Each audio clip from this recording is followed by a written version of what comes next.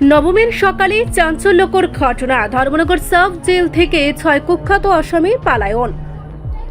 আজ ভোর প্রায় 6টা নাগাদ জেলের এক কর্মীর উপর অতর্কিত হামলা চালিয়ে পালিয়ে যায় এই 6 জন। ঘটনায় গুরুতর আহত হন ওই জেল কর্মী। খবর পেয়ে দ্রুত ঘটনাস্থলে পৌঁছে পরিস্থিতি নিয়ন্ত্রণে আনে পুলিশ ও জেল কর্তৃপক্ষ।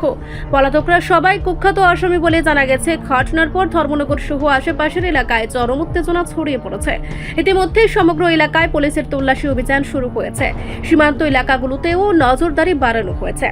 প্রশ্ন উঠছে, কঠোর নিরাপত্তা বেষ্টিত জেল থেকে একসঙ্গে 6 আসামি কিভাবে পালাতে সক্ষম হলো? নিরাপত্তা ব্যবস্থার বড়সড় ফাঁকফোকরই এই ঘটনার জন্য দায়ী বলে মনে করছে বিশেষজ্ঞ মহল। শেষ খবর পাওয়া পর্যন্ত পলাতক আসামিদের খোঁজে জোরদার অভিযান চালাচ্ছে পুলিশ। প্রশাসনের পক্ষ থেকেও সাধারণ মানুষকে সতর্ক থাকার পাশাপাশি কোনো তথ্য পাওয়া গেলে অবিলম্বে জানানোর আহ্বান জানানো হয়েছে।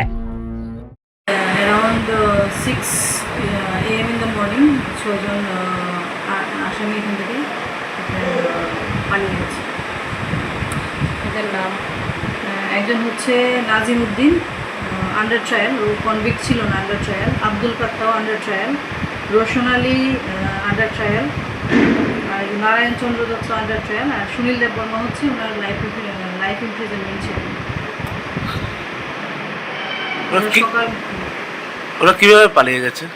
অ্যাকচুয়ালি আমাদের যে স্টাফ ছিল ওরা সকালবেলা ওদেরকে জেনারেলি এখানে সিস্টেমটা হলো যে ওদের 6টার সময় ওদের যে ন্যাচারাল কোর্স আছে, ব্রেকফাস্ট প্লাস স্নান টানের জন্য ওদেরকে ছাড়া হয়। ওরা সকালবেলা ছাড়া হয় মানে ওই মেইন গেট ওদের যে রেসিডেন্সিয়াল এরিয়া আছে, যেটা সেল এরিয়া আছে, ওটা থেকে ওরা আসে। এসে ওরা ব্রেকফাস্ট বা ওদের ব্রেকফাস্ট বা যেখানে স্টাফ কম ওরাই ওদের ব্রেকফাস্ট কুকিংয়ের কাজ করে।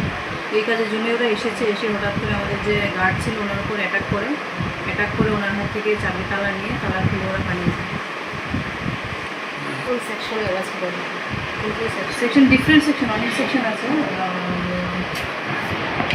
রোশন আলীর সেকশন হচ্ছে আন্ডার সেকশন 457। রোশন আলীর 3টা সেকশন আছে, under section 457, under section 395, under section 392। Rahim আলীর সেকশন আছে under section 331, under section 380। Abdul Kattar এখনও জাস্ট হয়েছে, এনডিপিএস কেসে ছিল। আর সুনীল দেববর্মা তো ছিল, লাইফ ইমপ্রিজনমেন্টের কনভিক্ট ছিল, আন্ডার সেকশন 364, 302 আর 201। আমরা এখন ইনভেস্টিগেশন করছি। আর কনসার্ন সমস্ত থানা, সমস্ত পুলিশ স্টেশনকে ইনফর্ম করে দেওয়া হয়েছে। বর্ডারিং যত সাব ডিভিশন আছে ইনফর্ম করে দেওয়া হয়েছে। বিএসএফকে ইনফর্ম করে দেওয়া হয়েছে। আমাদের ডিটেল সার্চ অপারেশন চলছে। তো আর এখানে ইন্টারনাল আমরা ইনকোয়ারিও করছি, ইনভেস্টিগেশন করছি। তো আমাদের ইনভেস্টিগেশন শেষে আমরা সেল যে একটু ব্রেড অথরিটি আছে ওনার কাছে আমরা সাবমিট করব। রিপোর্ট সংবাদ প্রতীক্ষা।